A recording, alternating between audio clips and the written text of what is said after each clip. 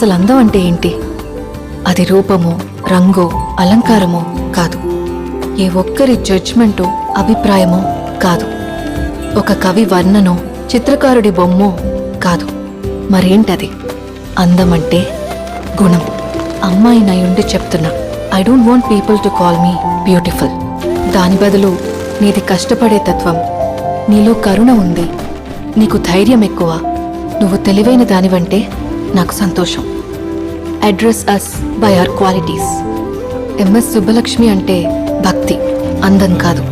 Mother Teresa అంటే కరుణ, అందం కాదు. ఐన్ ర్యాండ్ అంటే తత్వం, అందం కాదు. సరస్వతి అంటే విద్య, దుర్గా అంటే ధైర్యం, గౌరీ అంటే తపస్సు, లక్ష్మి అంటే శుభం. ఇలా ఏ దేవతనైనా ఆమె క్వాలిటీస్ కోసమే పూజిస్తారు, ఆమె అందం కోసం కాదు. నీ గుణాలే నీ సంతకమవుతాయి, నీ అందం కాదు.